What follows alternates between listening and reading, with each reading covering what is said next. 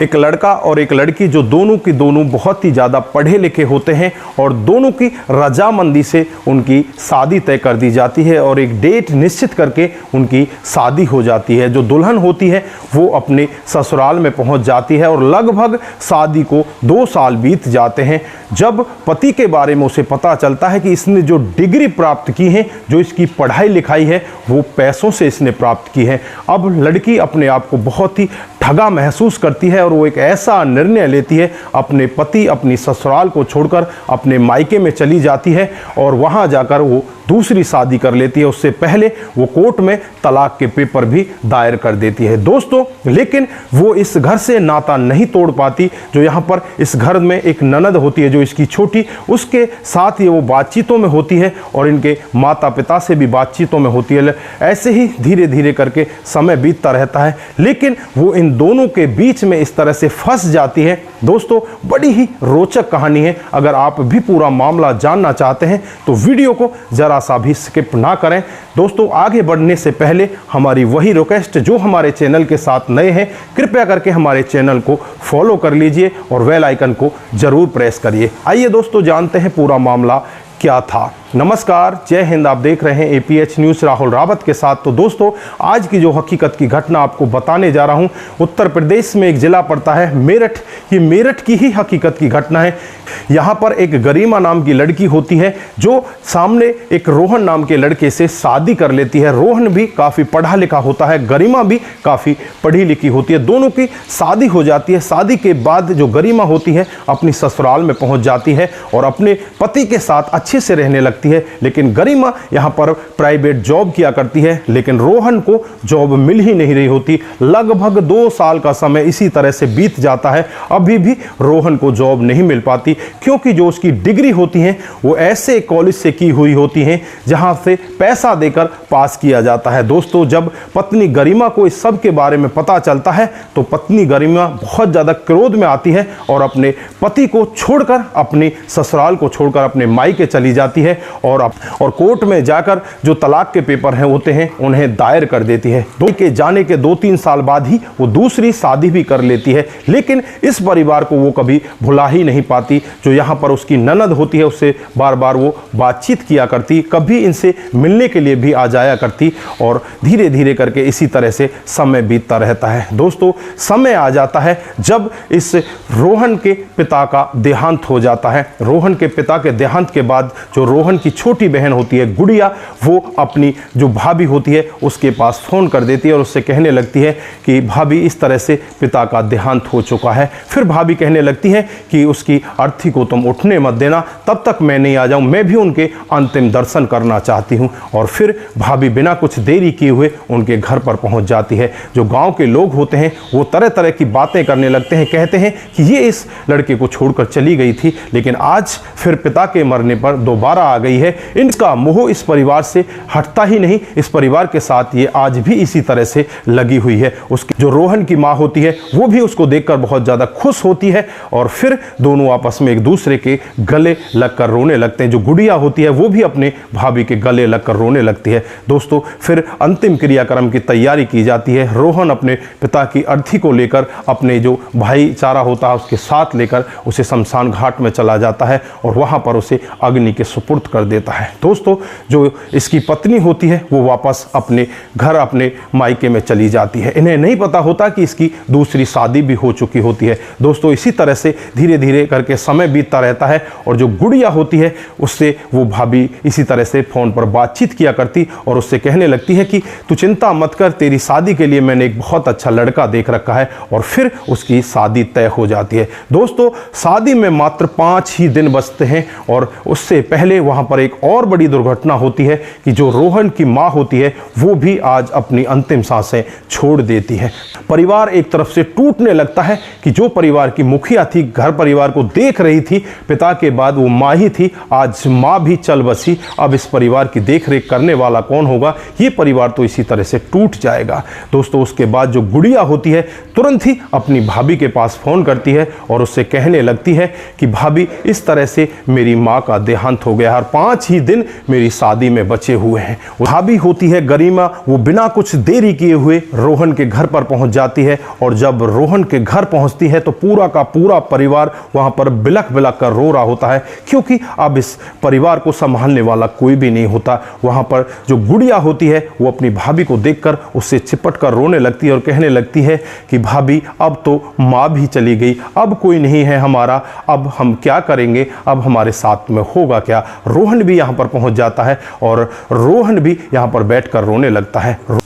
गरिमा रोहन को संभालते हुए कहती है कि तुम जाओ और अपनी माँ के अंतिम क्रियाक्रम की तैयारी करो, इन्हें अग्नि के सुपुर्द करो, उसके बाद जो होगा देखा जाएगा, आप टेंशन ना करो, मैं आपके साथ हूँ। उसके बाद रोहन अपनी माँ के अंतिम क्रियाक्रम की तैयारी करता है और दोस्तों रोहन माँ का अंतिम क्रियाक्रम करके तो आ जाता है, लेकिन वहाँ पर बैठकर रोता रहता है, क्योंकि उसकी माँ का अंतिम क्रियाक्रम तो हो चुका होता है, लेकिन उसकी बहन की शादी अगले 5 दिन के अंदर ही होनी होती है। यहाँ पर जो गरिमा होती है वो उसके पास बैठी होती है और उससे कहने लगती है कि अब कैसे होगा, अब क्या करोगी। जो यहाँ पर जो उसकी छोटी बहन होती है गुड़िया, वो अपनी भाभी से कहने लगती है कि भाभी अब हमारी देख रेख करने वाला कोई भी नहीं है, अब हम करेंगे तो क्या करेंगे, क्या आप हमारे पास रुक सकती हो। तो भाभी कहने लगती है कि ठीक है, मैं तुम्हारे पास रुक जाती हूँ। और जो अस्थियां होती हैं उन्हें एक जगह रख दिया जाता है, उन्हें भी गंगा जी में प्रवाहित करने नहीं जाया जाता।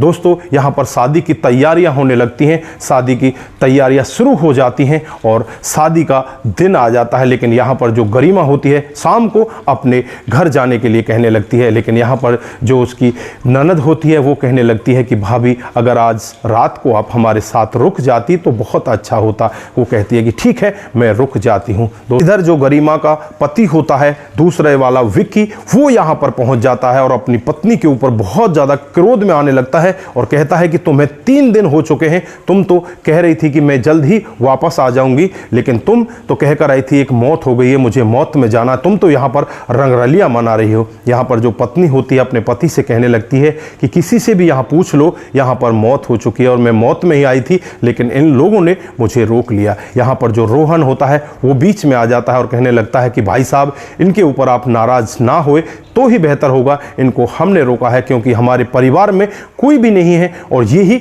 मेरी गुड़िया की जो शादी है उसकी देखरेख कर रही हैं, इन्हें ही पता है। और दूसरा गुड़िया को पता है, वो तो बाहर आ नहीं सकती, आप प्लीज़ 2 घंटे के लिए इन्हें और छोड़ दीजिए और फिर यहाँ पर जब शादी हो जाएगी तब इनको आप यहाँ से ले जाना। लेकिन यहाँ पर जो विक्की होता है बहुत ही ज़्यादा क्रोध में आने लगता है और कहने लगता है कि मैं यहाँ पर इसको 1 मिनट भी नहीं छोड़ना चाहता। उसके बाद वो क्रोध दिखाने लगता है और अपनी पत्नी से कहने लगता है कि तू यहाँ से चलती है कि या मैं तुझे यहाँ से ज़बरदस्ती पकड़ कर ले जाऊँ। उसका हाथ पकड़ने लगता है, उसके ऊपर क्रोध दिखाने लगता है, लेकिन रोहन इसके हाथ को रोकता और कहने लगता है कि भाई साहब अपने घर पर जाकर आप चाहे इसको ख़त्म कर देना, चाहे इसके साथ में जो करना वो कर लेना, लेकिन हमारे घर पर तुम्हें ऐसा करने का कोई हक नहीं है, यहाँ पर तुम ऐसा नहीं कर सकते, तुम यहाँ से चले जाओ, 2 घंटे के बाद वापस आ जाना या यहीं पर इंतज़ार करना। लेकिन यहाँ पर जो विक्की होता है वो कहने लगता है कि मुझे 1 मिनट का भी यहाँ पर रुकना नहीं है, मैं अपनी पत्नी को लेने आया हूँ। वो अपनी पत्नी से कहने लगता है कि तू मेरे साथ चलती है या मैं तेरे को ज़बरदस्ती यहाँ से उठा कर ले जाऊँ।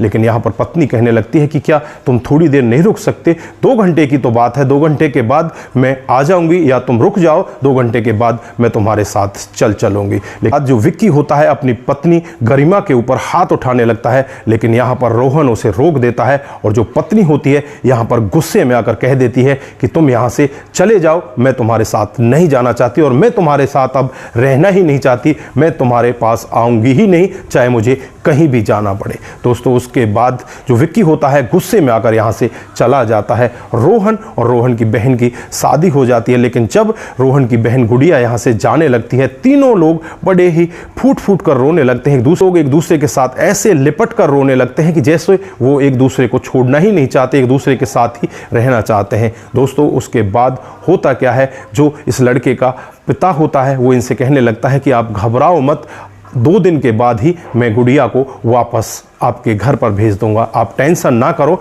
आप अब इस लड़की को विदा कर दो। उसके बाद लड़की विदा होने लगती है, लेकिन लड़की उससे पहले अपनी भाभी के हाथ को पकड़ती है और भाभी से कहने लगती है कि भाभी क्या आप अब हमारे घर नहीं रह सकती, अब हमारे घर की देख रेख करने वाला कोई नहीं है, भैया अकेले रह गए हैं, माँ और बाप भी यहाँ से जा चुके हैं, क्या आप अब हमारे घर पर रह सकती हो? मेरे भैया आपको बहुत ज़्यादा प्यार करते हैं। मेरे भैया ने कभी भी शादी करने की कोशिश इसीलिए नहीं की क्योंकि इन्होंने कहा था कि अगर जिसको मैं इतना ज़्यादा प्यार करता था वही मुझे छोड़कर चली गई तो दूसरी वाली का क्या भरोसा, वो मेरे साथ में कैसे रहेगी। यहाँ पर जो गुड़िया की बात होती है उस औरत को इतनी ज़्यादा बेचैन कर देती हैं, उसके दिल में बैठ जाती हैं, क्योंकि जो उसका दूसरे वाला पति होता है उसके साथ में बहुत ज़्यादा मार पिटाई करता है, उसके साथ में बहुत ही गंदा व्यवहार करता है, उसके जो पैसे होते हैं उन्हें छीन लेता है और जो उसके साथ में प्यार होना चाहिए था उसकी अवज में उसे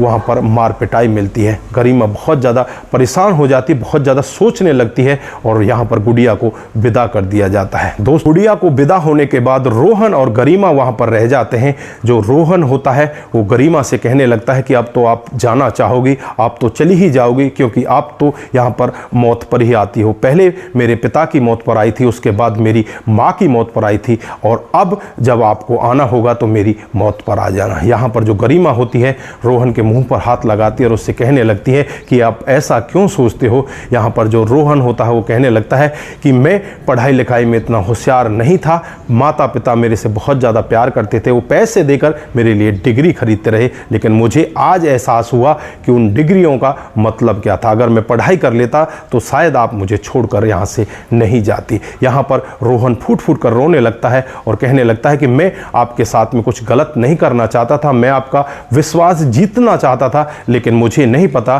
कि आपके विश्वास को हनन हो गया है, आपके विश्वास को मैंने इस तरह से मार दिया है। यहाँ पर जो गरिमा होती है वो भी रोने लगती है और कहने लगती है कि गलती मेरी भी है, मैं भी आपको छोड़कर चली गई, जिसके साथ मैं आज रह रही हूँ उसके साथ भी मैं आज खुश नहीं हूँ, वो भी मुझे बहुत ज़्यादा परेशान करता है। उसके बाद दोनों एक दूसरे के साथ मिल जाते हैं और मिलकर एक दूसरे के साथ रहने लगते हैं। दोस्तों, ये कहानी आज से 10 साल पहली है और इन 10 सालों में उनके 2 बच्चे हो जाते हैं, इधर गुड़िया को भी 2 बच्चे हो जाते हैं। आज इनका जीवन बहुत ही अच्छे से चल रहा होता है और जो विक्की होता है वो इधर उधर के धक्के खाने लगता है। तो दोस्तों, आप लोगों को ये कहानी कैसी लगी? अगर आप लोगों को जरा सी भी प्रभावित करती है, जरा सी भी अच्छी लगती है तो दोस्तों के साथ जरूर शेयर करके जाइए। दोस्तों, आप लोगों का एक शेयर हमें आगे बढ़ाएगा और इसी तरह से आपके साथ हम ऐसी ही कहानियां और लेकर आते रहेंगे। दोस्तों, आप जहां भी रहें सतर्क रहें, सावधान रहें और अपना ख्याल जरूर रखें। नमस्कार, जय हिंद, जय भारत।